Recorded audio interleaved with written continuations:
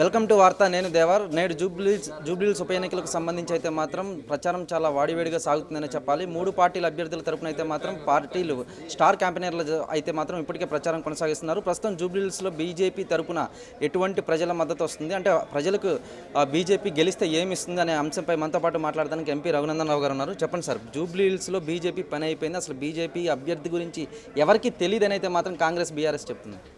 పోయినసారి ఎన్నికలలో నిలబడి దీపక్ రెడ్డి గారు దాదాపు 27,000 ఓట్లు తెచ్చుకున్నారన్న.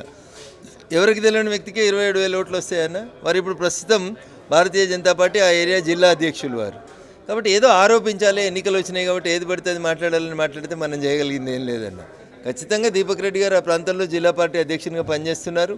గతంలో ఎమ్మెల్యేగా పోటీ చేసి ఉన్నారు. అక్కడ అదే జూబ్లీహిల్స్ నుంచి 27,000 ఓట్లు తెచ్చుకున్నారు. కాబట్టి భారతీయ జనతా పార్టీ క్యాండిడేట్ గురించి ఎవరికి తెలియదు, చర్చ లేదు, ఇట్లాంటివన్నీ తప్పుడు ఆరోపణలు, అసంబద్ధమైనటువంటి ఆరోపణలు. ఎన్నికలలో ఎవరు చెప్పాలనుకుంది వాళ్ళు చెప్తారు. మేము చెప్పాల్సింది మేము చేస్తుంది ప్రజలకు తెలుసు కాబట్టి అదే చెప్తా ఉన్నాం. జీఎస్టీ తగ్గింపు వల్ల కలిగే లాభాలు, 12 లక్షల ఇన్కమ్ ట్యాక్స్ని ఎగ్జంప్షన్ని పెంచడం వల్ల వస్తున్నటువంటి మధ్యతరగతి కుటుంబాలకు కలుగుతున్నటువంటి లాభాలు, ప్రతి అంశాన్ని ప్రజల్లోకి తీసుకెళ్తా ఉన్నాం. ఎవరికైనా కళ్ళు కనబడకపోతే మనం దానికి చేయాల్సిందే. అంటే రోడ్డు షోలో BRS party working president KTR ఎవరు డబ్బులు ఇచ్చినా తీసుకోండి, 5,000 అంటున్నారు, 10,000 అంటున్నారు, కానీ ఓటు మాత్రం బీఆర్ఎస్కి వేయండి అని చెప్తున్నాడు. అది ఆయన మాట్లాడినంత దిగజారి నేను మాట్లాడలేను. ఎందుకంటే ఆ సాంప్రదాయాన్ని మొదలుపెట్టిందే మీరు. ఉప ఎన్నికలు వచ్చినాయంటే కుల సంఘాలకు పైసలు ఇచ్చుడు, ఉప ఎన్నికలు వచ్చినాయంటే అపోజిట్ పార్టీలో ఉన్న లీడర్లను కొనుక్కొచ్చుకున్నాడు, ఉప ఎన్నికలు వచ్చినాయంటే డబ్బుల్ని ఎట్లా వెదజల్లాలనేది 10 ఏళ్లలో మీరు తెలంగాణ సమాజానికి నేర్పించినారు. చంద్రశేఖరరావు గారి స్లోగనే కదా, ఆంధ్రోడు పైసలు ఇత్తడు తీసుకొని ఏసుడు అతను తెలంగాణ పార్టీకి వేయరు అనేది కేసీఆర్ గారు తెలంగాణ ఉద్యమ స్లోగన్. దాన్ని తండ్రి దగ్గరికి వెళ్ళి కాపీ కొట్టి కొడుకు ఇంకొంచెం మార్చి చెప్తా ఉన్నాడు, అంతకుమించి. అంటే రోడ్డు షోలో సీఎం రేవంత్ రెడ్డి కనుక జూబ్లీహిల్స్లో కాంగ్రెస్ అభ్యర్థి ఓడిపోతే సన్నబియ్యం రావు, రేషన్ కార్డులు రావు అని అయితే మాత్రం బెదిరింపు వాక్యలాగా వస్తున్నాయి. ఎట్లా చూస్తారు?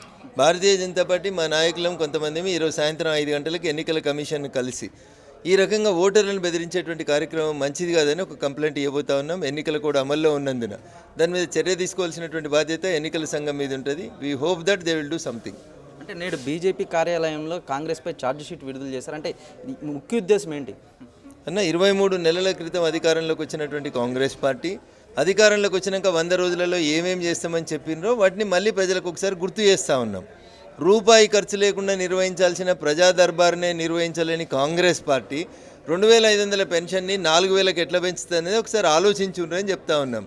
చదువుకునేటువంటి పిల్లలకి ఇస్తామన్న స్కూటీ కానీ, డీజిల్ పైసలు కానీ, ఇంకా రకరకాల వాళ్ళ ఎన్నికల మేనిఫెస్టో పుస్తకం తీస్తే అభయస్థం మేనిఫెస్టో 42 పేజీలు ఉంటే మొదటి పేజీ చాప్టర్ 1లో చూస్తేనే అక్కడ ఎక్కడ ఏం లేదు, ప్రజా దర్బార్ లేదు, వాలంటీర్లను ఏర్పాటు చేస్తామన్న ఊరూరుకొకరిని అది లేదు.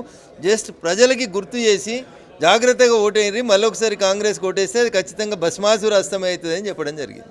అంటే మహిళలకు సంబంధించి తులం బంగారం ఇవ్వట్లేదని మాజీ ఎంపీ విహెచ్ హనుమంతరావుని అడిగితే 1,30,000 అయింది, ఇప్పుడేమి ఇస్తామనే వ్యాఖ్యలు చెప్పారు. సో మేనిఫెస్టో రాసే కంటే ముందు బహుశా వీళ్ళు వి హనుమంతరావు గారిని అడిగి ఉండకపోవాలి, లేకపోతే మేనిఫెస్టోలో ఏం రాసిరో వి హనుమంతరావు గారు చూడకపోయి ఉంటాడు, పెద్ద ఆయన కదా. చూసిన తర్వాత మాట్లాడితే బాగుంటుంది. ఆ రోజుల్లో బంగారం ధర పెరుగుదనేది. కాబట్టి అర్థరహితమైనటువంటి సమస్యలు ఆడలేక మధ్యలోడిందని తప్పించుకునేటువంటి ప్రయత్నాలు. ఫైనల్గా జూబ్లీహిల్స్లో బీజేపీ అభ్యర్థి ఎన్ని వేల మెజారిటీతో గెలవబోతున్నాడు అంటారు? నేను జ్యోతిష్కుని కాదు, గెలుస్తామనేటువంటి ఆశా విశ్వాసంతో పనిచేస్తూ ఉన్నాం. నవంబర్ 11వ తారీఖు రోజు ప్రజలు ఓట్లు వేసినటువంటి తీర్పుని బట్టి ఆ రోజు చర్చించుకున్నాం.